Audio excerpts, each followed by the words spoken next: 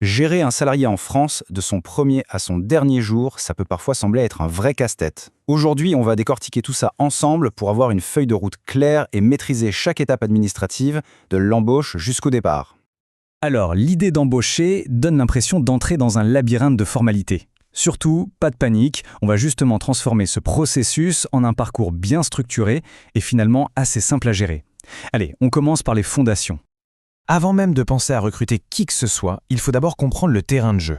En France, absolument tout ce qui touche à l'emploi est régi par ce qu'on appelle le droit social. Le droit social, c'est quoi au juste? Eh bien, c'est tout simplement le mode d'emploi de l'employeur. Ça couvre tout, du contrat de travail aux relations avec les organismes sociaux. L'ignorer, ce serait un peu comme conduire sans connaître le code de la route. C'est vraiment prendre un gros risque. Et ce qu'il faut bien comprendre, c'est que ces règles fonctionnent comme une pyramide. Une règle d'un niveau inférieur, disons un accord d'entreprise, ne peut jamais contredire une règle supérieure comme la loi. Sauf si, et c'est le point crucial, elle est plus favorable pour le salarié. C'est un détail à toujours vérifier.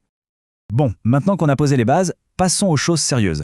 Le parcours commence bien évidemment par le processus d'embauche.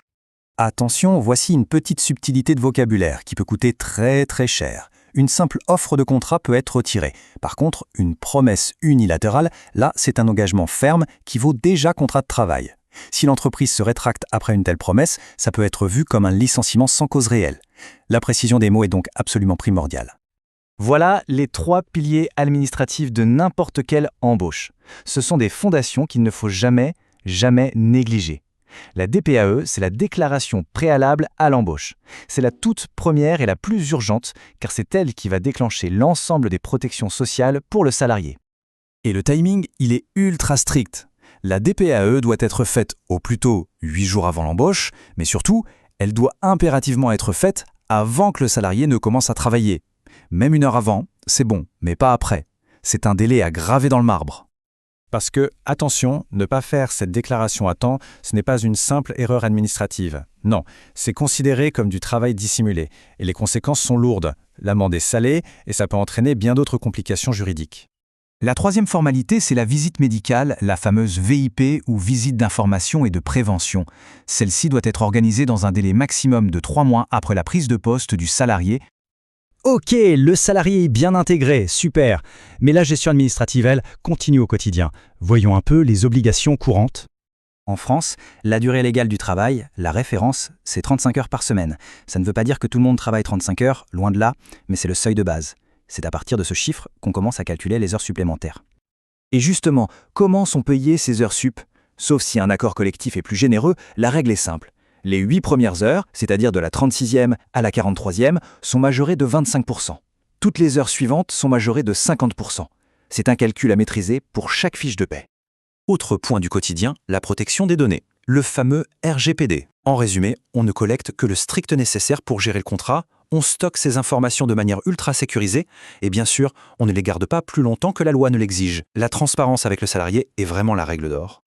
Allez, on arrive maintenant à la fin du cycle, le départ du salarié. Et vous vous en doutez, cette étape est elle aussi très encadrée. Un contrat de travail peut se terminer de plein de manières différentes. Que ce soit la fin prévue d'un CDD, une démission, un accord à l'amiable comme la rupture conventionnelle ou un licenciement, chaque situation a ses propres règles du jeu et des procédures à suivre scrupuleusement. Mais quelle que soit la raison du départ, il y a 3 documents qui sont absolument obligatoires. Ils doivent être remis au salarié à la fin de son contrat, ils officialisent la fin de la relation de travail et permettent au salarié d'ouvrir ses futurs droits. Pour finir, revenons un instant sur l'importance de toute cette gestion administrative. On pourrait se demander, à quoi bon toute cette rigueur?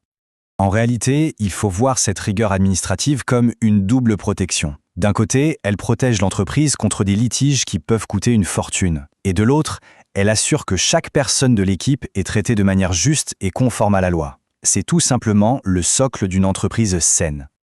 Alors, après avoir parcouru tout ce cycle, la vraie question à se poser, c'est par où commencer pour améliorer ou sécuriser ses propres pratiques? C'est une réflexion qui est vraiment essentielle pour la bonne santé de toute entreprise, quelle que soit sa taille.